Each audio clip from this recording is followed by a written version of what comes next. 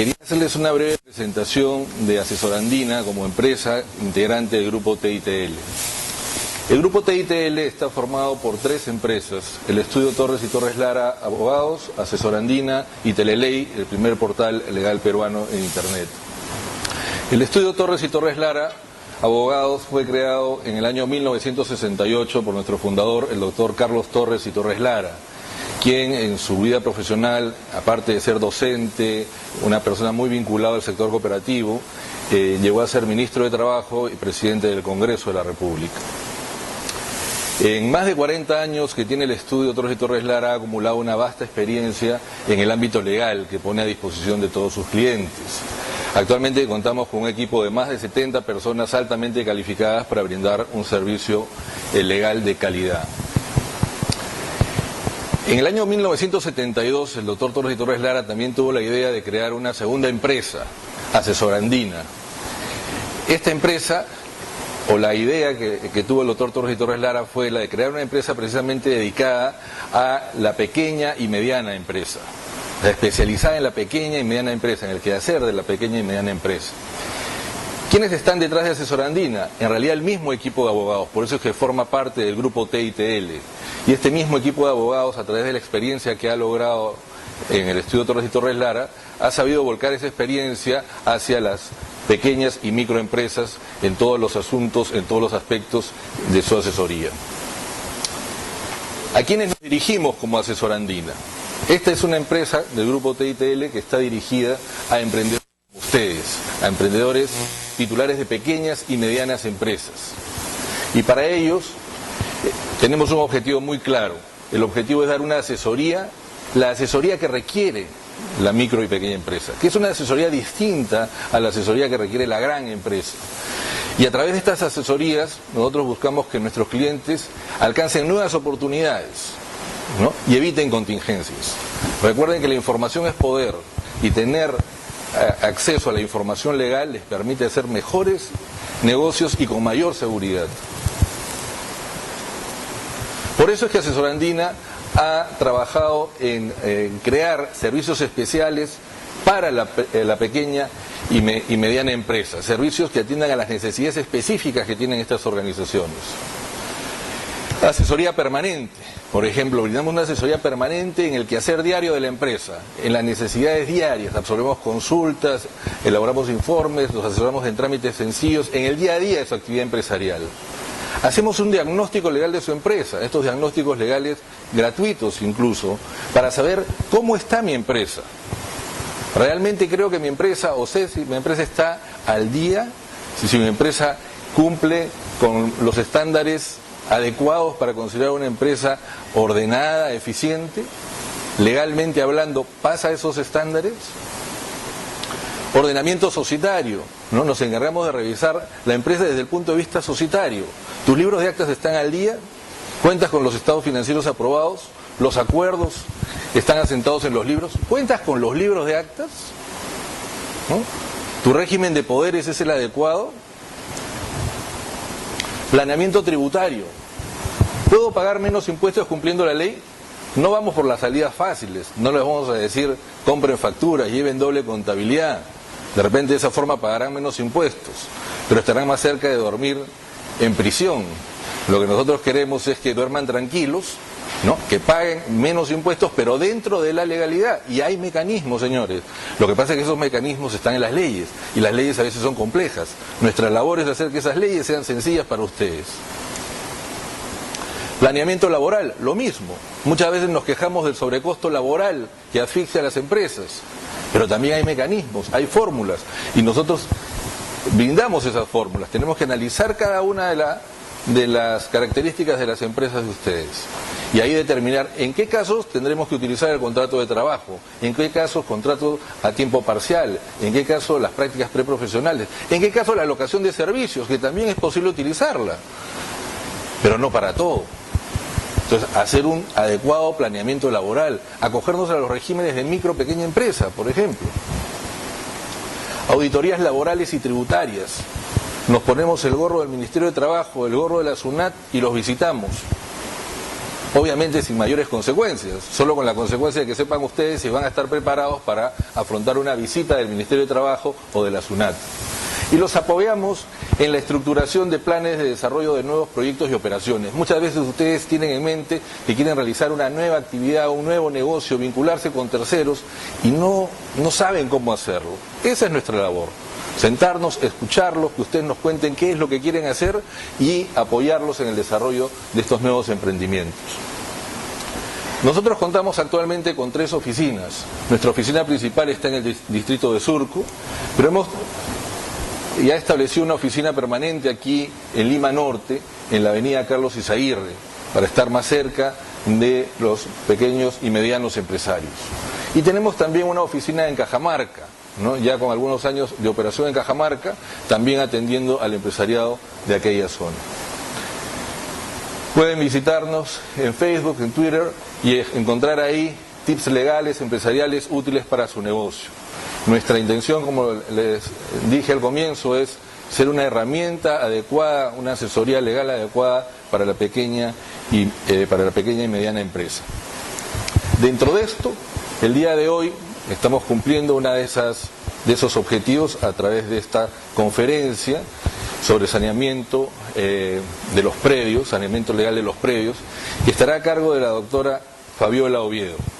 La doctora Fabiola Oviedo es abogada por la Facultad de Derecho de la Universidad de Lima, con estudios de maestría en la misma casa de estudios, especialista en Derecho Registral Inmobiliario por la Universidad de San Martín, con estudios de especialización en Derecho Registral, Notarial y Formalización de la Propiedad. Es abogada de la Unidad de Asesoría Legal de la Fundación Ignacia Rodulfo, viuda de Canevaro, y consultora externa de Asesorandina para temas de saneamiento y titulación de predios. Sin más preámbulo, les agradezco nuevamente su presencia y dejo con ustedes a la doctora Fabiola Oviedo. El día de hoy trataremos el tema sobre el saneamiento y titulación de predios. Vamos a empezar la presente exposición con un artículo muy interesante que apareció en el diario Gestión en septiembre de este año. Dice que el Banco Central de Reserva eleva la proyección de crecimiento del Producto Bruto Interno de Construcción para el año 2012. Y dentro de este artículo se señala específicamente que el Producto Bruto Interno creció en el primer semestre de este año en 6.1, motivado o impulsado, entre otros, y básicamente por el sector construcción. Si bien el escenario actual de desaceleración de la actividad económica que tenemos tanto en Estados Unidos como en Europa, como son los casos particulares de España y de Grecia, el destacado economista norteamericano Michael Porter ha señalado que el Perú tiene una de las economías más importantes en cuanto a crecimiento de la zona. Una de las razones fundamentales es el desarrollo del sector construcción, que ha contribuido sosteniblemente al desarrollo del Producto Bruto Interno en los últimos años. Es decir, que la bonanza económica que vive actualmente nuestro país está relacionada más que nada con el desarrollo del sector inmobiliario. Actualmente, o mejor dicho, desde hace algunos años, nos es cada vez más frecuente ver cómo algunas empresas inmobiliarias compran casas antiguas o alguno que otro lote que esté desocupado e inmediatamente inician un proceso de demolición para levantar edificios, los cuales son comercializados muy rápidamente. Así, desde el año 2008, el precio de la vivienda en Lima ha crecido a un ritmo de 8% anual. Y ese es por el lado de la demanda. El incremento de la capacidad adquisitiva de las personas ha hecho que el sector inmobiliario se dinamice aún más. Actualmente hay más empleo de mejor calidad y esto incluso pese a la crisis internacional, lo que ha hecho que los salarios o el ingreso de las familias sean más estables y predecibles, y estos se decidan a invertir en un bien inmueble. Pero no obstante el desarrollo de la actividad inmobiliaria, la existencia de altos índices de informalidad constituyen una de sus debilidades. Como bien dice Hernando de Soto, la propiedad informal es un capital muerto. ¿Por qué? porque la falta de titulación saneada no permite vender ni alquilar a precios óptimos, manteniendo una cantidad de inversión inmobiliaria congelada sin poderla introducir al mercado de bienes y servicios, limitándolas a bienes de puro uso.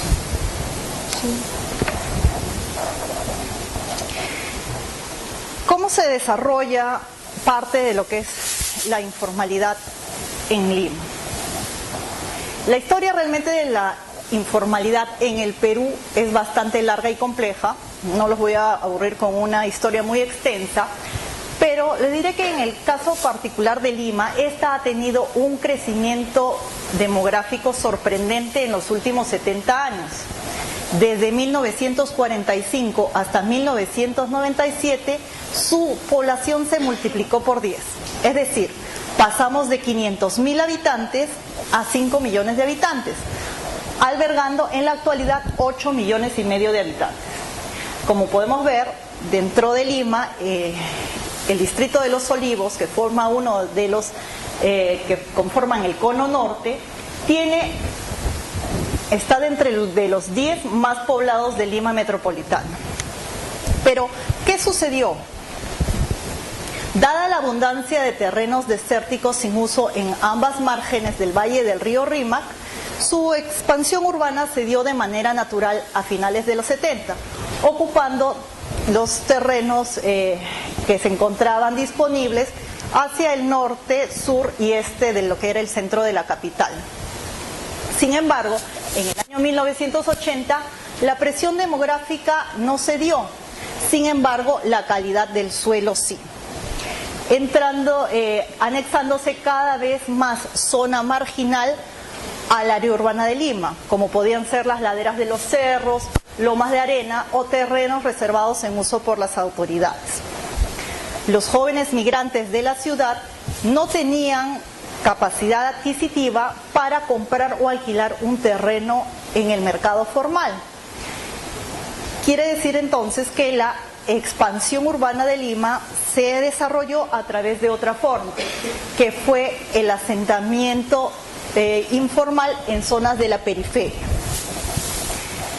Bien, en su mayoría estas agrupaciones ocuparon terrenos eriazos y sin uso, o que estaban desocupados, de propiedad del Estado, que si bien les daba a las familias un lote donde vivir, estos no tenían las condiciones mínimas de habitabilidad. Como dice Hernando de Soto en su libro El Otro Sendero, lo importante era tener dónde vivir.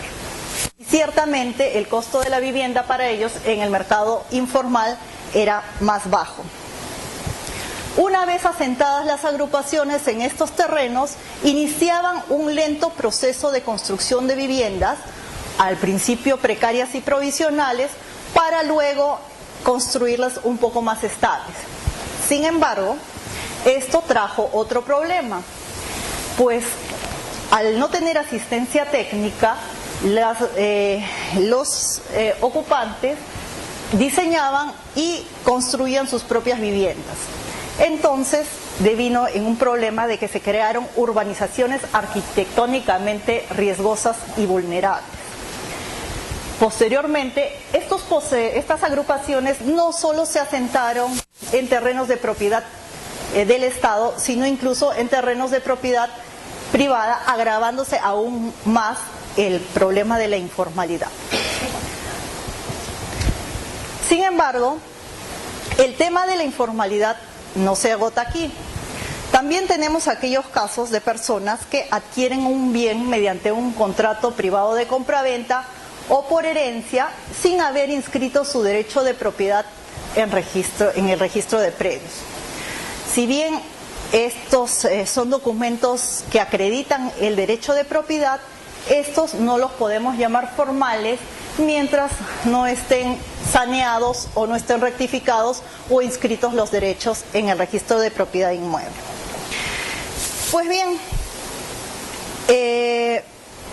para que la propiedad cumpla su rol económico, esta debe estar debidamente saneada y titulada. ¿Qué entendemos por saneamiento físico?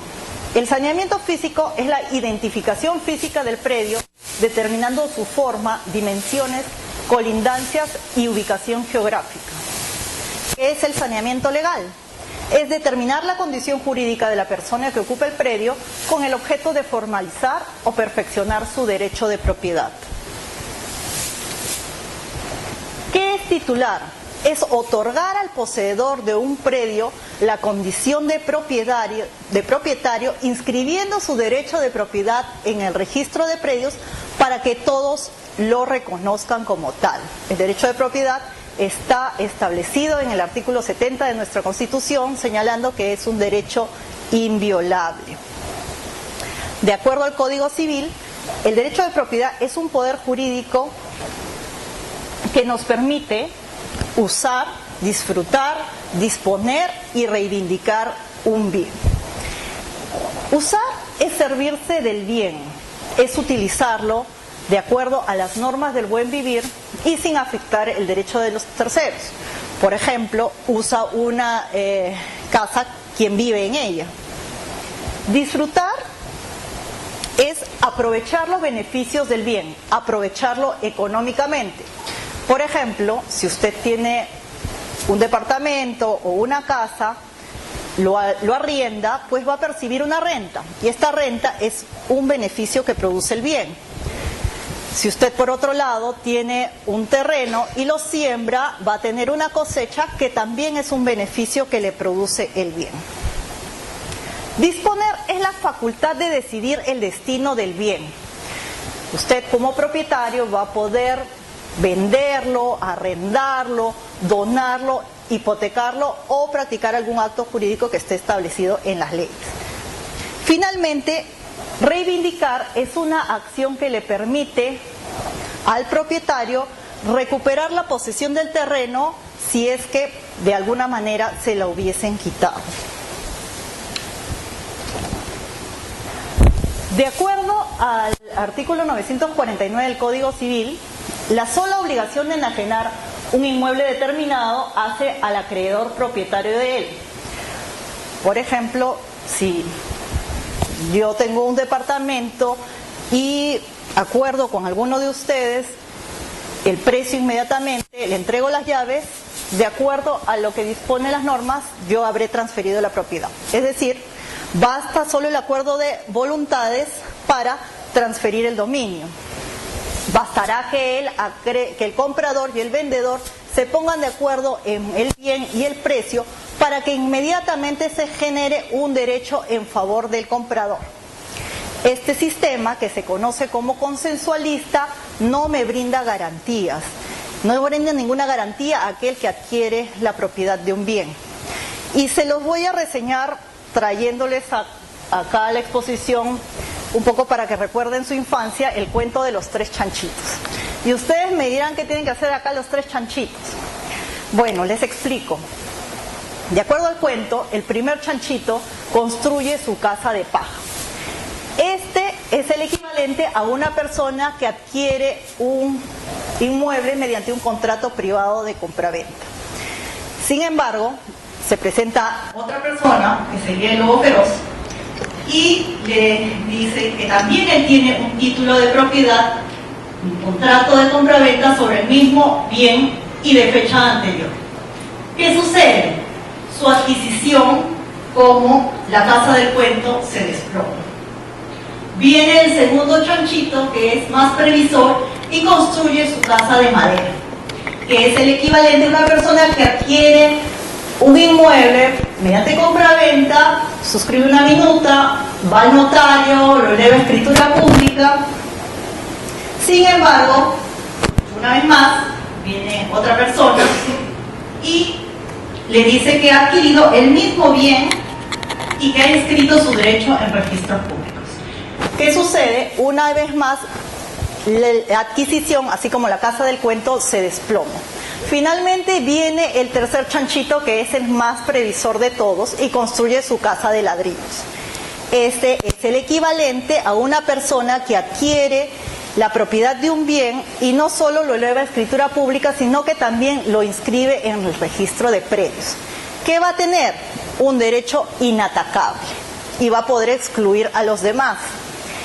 Como se desprende del cuento, surgen problemas cuando hay dos o más personas que adquieren el mismo bien. Esto se conoce en nuestro ordenamiento como concurso de acreedores. Entonces, cuando dos personas adquieren la propiedad del mismo bien, se preferirá a aquella que inscriba su derecho de propiedad. En nuestro país, el registro de predios para el caso de la transferencia de propiedad inmueble es optativo.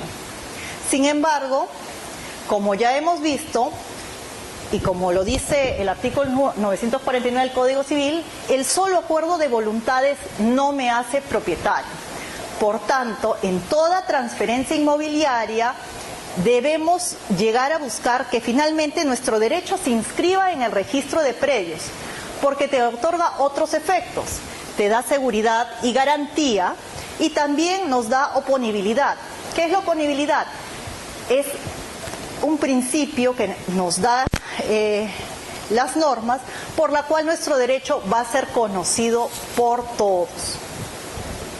Por tanto, el registro de predios cumple un rol fundamental en la formalización de la propiedad predial.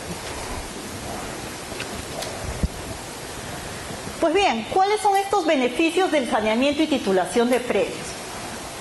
El primer beneficio es la seguridad jurídica. La seguridad jurídica es la garantía que le da el Estado a los particulares de que sus derechos no van a ser violentados y que si sucediera de alguna manera le garantiza su pronta protección y reparación. Un título de propiedad debidamente inscrito garantiza que el titular pueda excluir a los demás y poder explotar su bien y ejercer los atributos del derecho de propiedad, que como ya hemos dicho es el uso, disfrute y disposición del bien. Incentiva la construcción de los inmuebles. La titulación aumenta los niveles de inversión en el mejoramiento de la vivienda. ¿Por qué? Porque uno tiene la seguridad de que esa inversión no la va a perder. Si hay incertidumbre, un particular no se verá incentivado a realizar inversiones significativas y de largo plazo. El tercer beneficio es aumenta el valor de la propiedad. La propiedad informal es comercializada a valores bajos, no a valores óptimos. ¿Por qué? Porque quien adquiere el inmueble no sabe si quien se lo vende es realmente el verdadero titular del derecho. Sin embargo, con la titulación no solo se le da un valor de uso al bien, sino un valor también de comercialización y de intercambio. Facilita la transferencia. ¿Por qué? Porque reduce los costos de transacción. ¿A qué llamamos costos de transacción? Son aquellos costos derivados de celebrar un contrato. Si estos son altos, posiblemente el contrato no se llegue a celebrar. Es decir, que si los beneficios de celebrar un contrato son menores que los gastos que debo realizar, tomando una decisión razonable, pues no contrataré. Por ejemplo, en un contrato de compra-venta, el comprador tendrá que gastar tiempo y dinero en buscar e identificar el bien que quiere comprar, identificar al titular del derecho de propiedad, contratar a un abogado para que haga un estudio de títulos y me pueda determinar si realmente quien me vende es el propietario. Por otra parte, el vendedor deberá identificar al posible comprador y verificar su solvencia económica. Y ambas partes deberán también contratar un abogado para que negocie las cláusulas del contrato y que se verifique su inscripción en registros públicos. En este orden de ideas, gran parte de los problemas de los costos de transacción se solucionarían con una adecuada definición de los derechos de propiedad que, como dije anteriormente, me permita excluir a los demás y que se generen incentivos para la explotación eficiente de un bien. Es decir, que en el mercado inmobiliario el costo de transacción más alto será el derivado del principio de desconfianza, que quiere decir el no poder conocer quién es realmente el titular del bien. Otro beneficio, y el más importante de todos, es el acceso al crédito.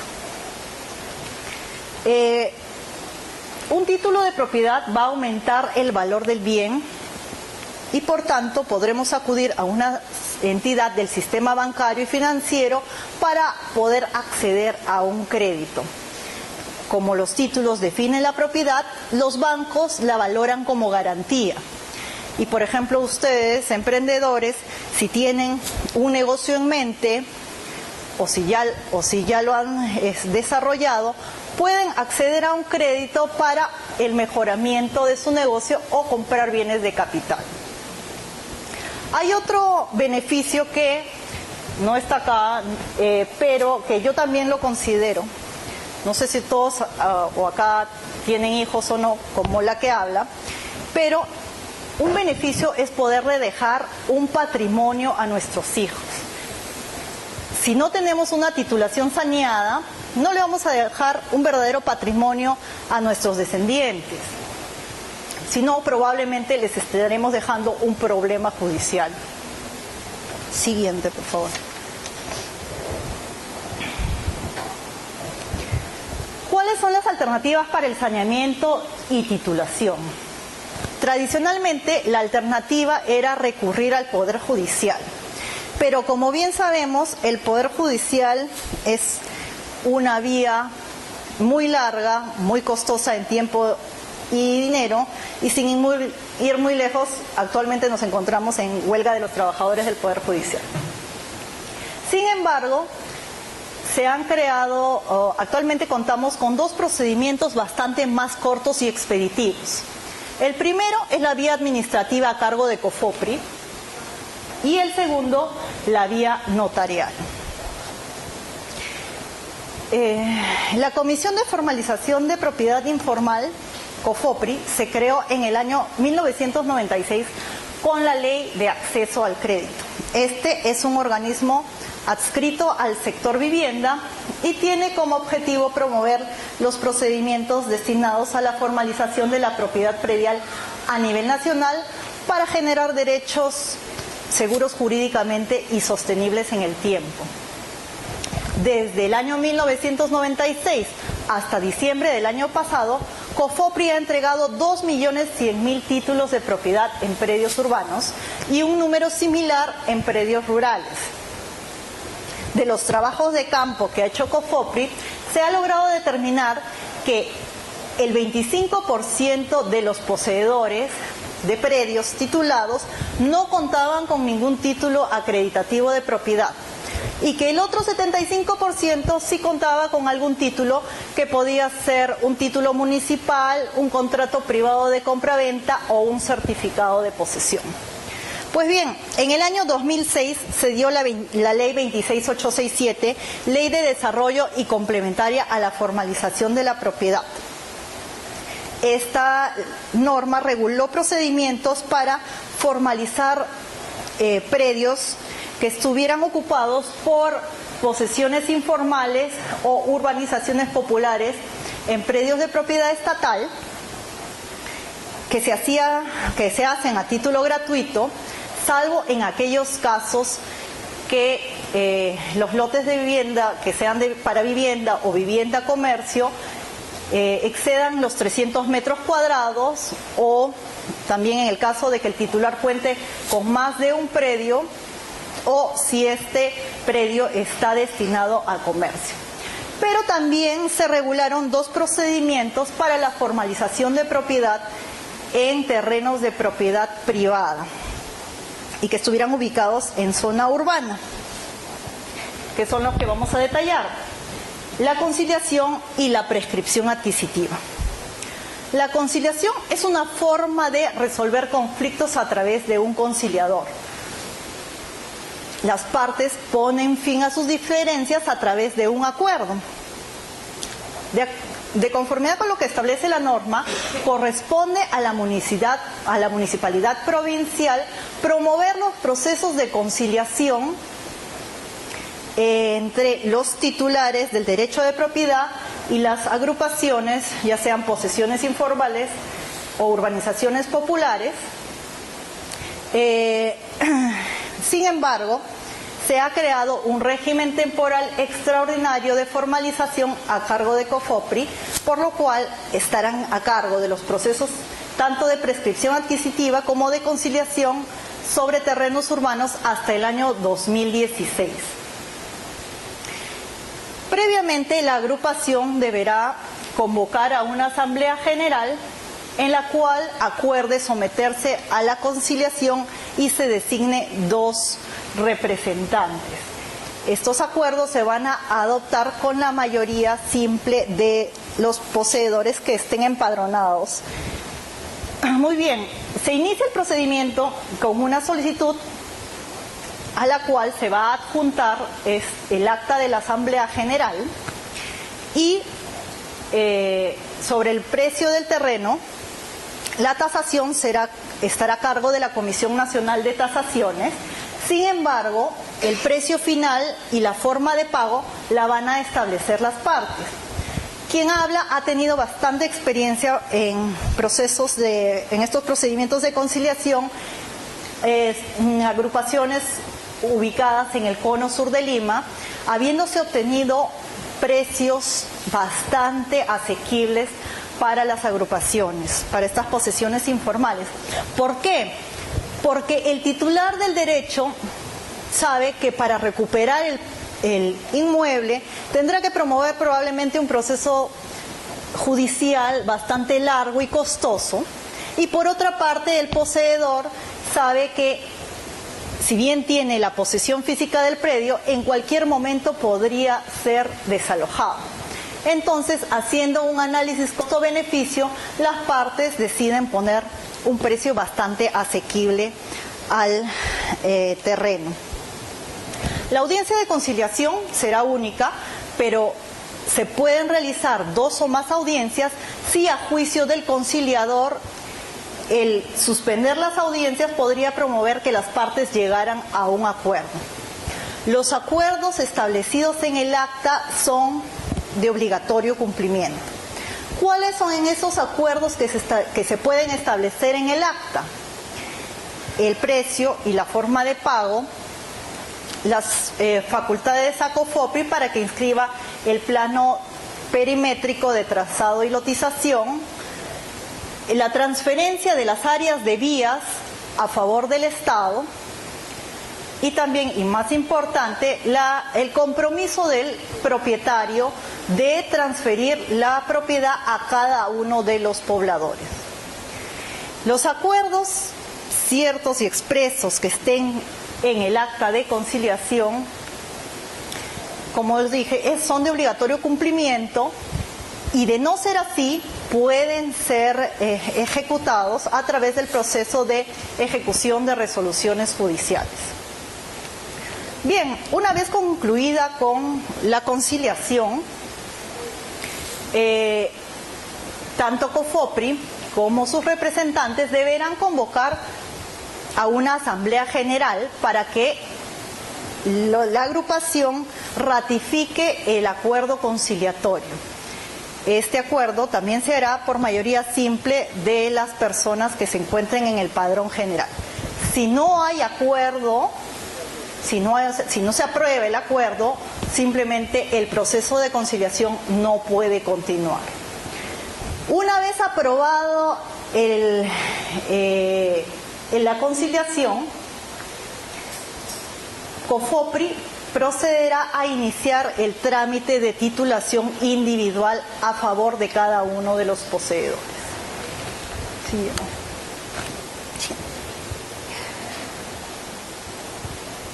La otra vía es la prescripción adquisitiva de dominio. Mediante la prescripción adquisitiva de dominio, los poseedores de un predio matriz o un lote individual van a adquirir la propiedad de un inmueble a través del ejercicio de la posesión continua, pacífica, pública y a título de propietario por el plazo de 10 años. Para que se cumpla el requisito de la posesión continua, no es necesario que el poseedor esté en ejercicio permanente de la posesión. Es decir, yo puedo salir a trabajar, regresar y continuaré en posesión del bien, o pueden irse de viaje por un fin de semana y también continuaremos en ejercicio de la posesión del bien. Ahora, la norma también señala que se pueden adicionar los plazos posesorios de aquel que le transfirió válidamente el bien. ¿Qué quiere decir? Que si yo estoy en posesión de un predio, de un inmueble, por un plazo de 5 años, puedo adicionar el plazo de aquel que me hizo la transferencia del inmueble. Puede haber sido a través de un contrato o puede haber sido también por herencia. De repente el transferente había estado en posesión por 5 años y si yo me encuentro con 5 años de posesión, sumándolos son 10 años y ya puedo acceder a la prescripción adquisitiva de dominio. La posesión pacífica es aquella que es exenta de violencia física y moral. Puede ser que hayamos accedido a la posesión del inmueble de manera violenta, pero el plazo prescriptorio recién empezará a correr desde el momento en que cesaron los actos violentos. La posesión debe ser pública, es decir, que debe ser a vista de todos, no clandestina. O sea, mis vecinos me tienen que reconocer como titular de la posesión del inmueble. Si simplemente uno se esconde, simplemente cierra la puerta o deja cerrado un terreno y se va, nadie podrá reconocerlo como titular del derecho de posesión y por tanto no podrá acceder a la prescripción, pues no cumplirá uno de sus requisitos esenciales. Y finalmente, a título de propietario, es decir, que se debe comportar como tal. Por ejemplo, no puede adquirir el poseedor inmediato. ¿Quién es el poseedor inmediato? En un contrato de arrendamiento, el arrendador es el poseedor inmediato y el arrendatario es el poseedor inmediato. Por tanto, el arrendatario no podrá solicitar la prescripción, pues reconoce que hay un titular del derecho de propiedad, que en este caso es el arrendador. Tampoco podrá acceder a la prescripción el llamado servidor de la posesión. ¿Quién es? Es aquel que ejerce la posesión a nombre de otro, o que conocemos normalmente como el vigilante. Por ejemplo, si usted tiene una empresa y tiene ahí un vigilante que lo tiene de repente, no sé, 24 horas al día, el hecho de que él se encuentre por 10 años en el inmueble no le va a dar el derecho a que pueda acceder al bien por prescripción. El procedimiento se va a iniciar a solicitud de parte, en el cual se deberán adjuntar aquellos documentos que acrediten esta posesión continua, pacífica y a título de propietario, adjuntando además el padrón de pobladores. Calificada la solicitud, COFOPRI procederá a iniciar un trabajo de campo identificando cada uno de los pobladores y la forma en que ejerce la posesión. También hará un informe técnico legal sobre los antecedentes de dominio del bien y la antigüedad de la posesión.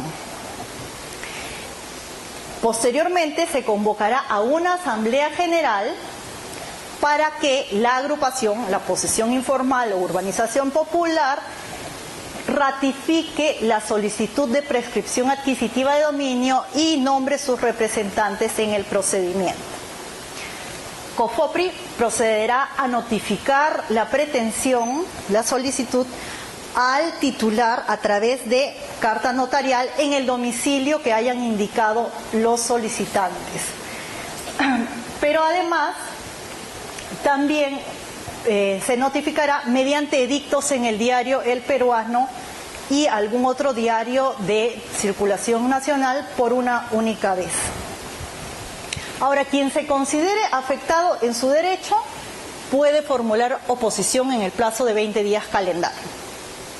De no mediar oposición o si ésta no fuera amparada, COFOPRI declarará adquirida, fundada la solicitud y adquirida la propiedad mediante prescripción adquisitiva de dominio.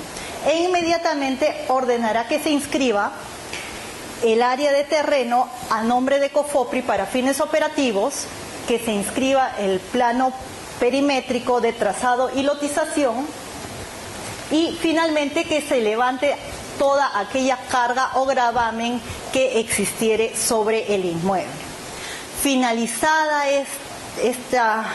esta parte y teniendo ya independizado el inmueble a nombre de COFOPRI, este procederá con la titulación individual a favor de cada uno de los posesionarios. Bueno, continuaré con la segunda vía, que es la vía notarial. En una sociedad... Sí, perdón. Bueno, puede demostrarse mediante cierta documentación. Si, por ejemplo, usted viene pagando el impuesto predial, si viene pagando los servicios de agua o luz, estos son documentos, si es que no tiene un contrato privado de compraventa, estos son documentos que lo pueden ayudar a acreditar su posesión sobre el inmueble. Bueno, voy a continuar con lo que... Sí. Perdón. Bueno, esa es otra figura que no... ¿qué es lo que quieres decir con la cesión de uso? ¿Quieres que te hable de la cesión de uso? O...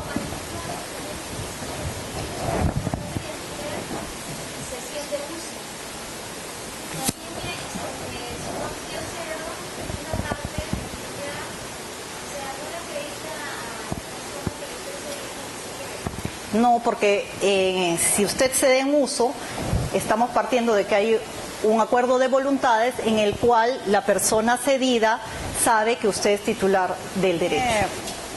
Adicionalmente, cuenta con que los colindantes lo reconozcan como que ha estado viviendo 13 años, que todo el mundo lo reconozca como tal, y dada la continuidad de la posesión, sí puede acceder a la prescripción adquisitiva de dominio. Hemos hecho el mismo, se le va a contrato privado, desde ahí he pagado los arbitrios, toda la municipalidad. El impuesto predial, todo a su nombre. Sí, sí. No hay ningún problema. Se puede adquirir el bien por prescripción. El tiempo familiar que ingresó a un inmueble como inquilino, ya en el año 70. El propietario ya falleció hace años. Ya, actualmente tiene más de 40 años viviendo en ese inmueble. Es una zona urbana, en la urbanización Zárate. Ya, bueno, la casa inicialmente era el primer piso, actualmente han construido como 3, 4 pisos, ahí han nacido los nietos. Bueno, hay modo de probar que ha estado viviendo ahí constantemente durante 40 años, pacíficamente. Sí, pero el problema es que ahí hay un contrato de arrendamiento de por medio y, como señalé hace un momento, el poseedor inmediato no puede acceder a la prescripción, puesto que si bien usted me manifiesta que el titular del derecho de propiedad ha fallecido, creo. Ha fallecido, no tiene herederos. Sus sucesores, bueno, normalmente los sucesores estarían facultados para adquirir el bien, para reclamarle la propiedad del bien, ¿no? Pero no tiene herederos, al menos en estos 40 años nadie ha venido. ¿Cuándo venció el contrato de arrendamiento? El papel sexto hace años, por un año creo que fue, y ya continuó sin contrato. Ok. Y a partir de entonces viene pagando a... la municipalidad como propietaria, no es un trito, viene pagando el impuesto predial al litro desde el año 78 más o menos, hasta la fecha. Tiene medidores de agua, de luz a su nombre. Bueno, si partimos del principio de que no hay ningún heredero al cual se le va a reclamar el bien, entonces sí usted podría acceder a la propiedad del bien, ¿no? Partiendo por ese principio, ¿no? Complementaria, en COFOPRI más o menos un trámite de este tipo, ¿cuántos meses o años lleva? Bueno, en COFOPRI los trámites, al menos en la parte inicial, son bastante expeditivos. En donde demoran quizás un poco más es en la titulación individual. Pero normalmente el trámite debería durar entre 6 a 12 meses. Así es. Bueno, vamos a continuar con la exposición a través, señalando la segunda vía para acceder al saneamiento y titulación de predios. Lamentablemente no tenemos aquí las diapositivas, pero es la vía notarial. Bien, en una sociedad como la nuestra, con una administración de justicia deficiente, el Estado se vio obligado a reducir la carga procesal, desjudicializando ciertos procesos que antes eran de competencia exclusiva del Poder Judicial. Así, en el año 1996 se expidió la Ley de Competencia Notarial en Asuntos No Contenciosos, por la cual los particulares podían recurrir al notario para tramitar aquellos procesos en los cuales no hubiera controversia. Por ejemplo, una rectificación de partidas, una sucesión intestada o un reconocimiento de unión de hecho. Posteriormente expidió la Ley 27333, ley complementaria a la de asuntos no contenciosos. Esta fue en el año 2000. En esta norma se regularon algunos procedimientos de saneamiento y titulación, como son la prescripción adquisitiva de dominio, la formación de títulos supletorios y la rectificación de áreas y linderos. La prescripción adquisitiva de dominios se puede realizar sobre predios urbanos con o sin construcción. Se deberán cumplir aquellos requisitos establecidos en la ley, que son los que hace un momento señalé: la posición continua, pacífica, pública y a título de propietario por un plazo de 10 años. A la solicitud se deberá adjuntar todo aquel documento que acredite la posesión, como lo señalaba hace un rato en el caso del señor: pago del impuesto predial, pago de servicios, pago de arbitrios. Señalar la fecha desde cuándo se ejerce la posesión, los títulos de dominio del inmueble, el plano perimétrico y precisar quién es el titular del predio. Y también es importante ofrecer de 3 a 6 testigos mayores de 25 años que puedan declarar de que conocen al titular de la posesión y que ejerce la posesión por el plazo de ley. El notario va a publicar un resumen de la solicitud en el diario oficial El Peruano y en otro diario de mayor circulación por 3 veces, alternándola cada 3 días. Y también va a realizar una inspección en el predio para verificar la posesión. En el mismo instante también notificará a los colindantes y publicará un aviso en el mismo predio de que este es materia de una solicitud de prescripción. Transcurridos 25 días desde la última publicación sin mediar oposición, el notario elevará a escritura pública la solicitud declarando adquirida la propiedad mediante prescripción adquisitiva de dominio, y este será el título suficiente para inscribir el derecho del solicitante en el registro de predios y cancelar el derecho del anterior propietario. De haber oposición al trámite, este inmediatamente se daría por finalizado. El otro procedimiento es el denominado títulos supletorios. El registro de propiedad de inmuebles se creó en el Perú en el año 1988. Desde entonces, 1888, miren cuántos años han transcurrido. Sin embargo, pese al tiempo transcurrido, hay una vasta zona territorial que no se encuentra inscrita, es decir, no ha accedido al registro. ¿Qué pasa si somos posesionarios de un predio no inscrito? Deberemos proceder a inmatricular. ¿Qué significa esto? Es la primera inscripción de dominio de un bien inmueble determinado y solo se puede hacer sobre la base de un derecho de propiedad. Ahora, para que proceda esta primera inscripción de dominio, de acuerdo al Código Civil, hay 2 vías. Se deben exhibir títulos por un periodo ininterrumpido de 5 años o títulos supletorios. Nos vamos a señalar los títulos supletorios porque ese es el que está normado a través de la Ley de Asuntos No Contenciosos. El título supletorio es aquel mecanismo que utiliza el propietario de un inmueble no inscrito que carece de documentos escritos acreditativos de propiedad y necesita un documento subsidiario que reemplace a aquel que no tiene, ya sea porque nunca lo tuvo o simplemente porque se le extravió. El trámite del título supletorio es similar al de la prescripción adquisitiva de dominio. La única diferencia es que a la solicitud se le deberá adjuntar la certificación de registro de predios en el sentido de que el inmueble no se encuentra inscrito.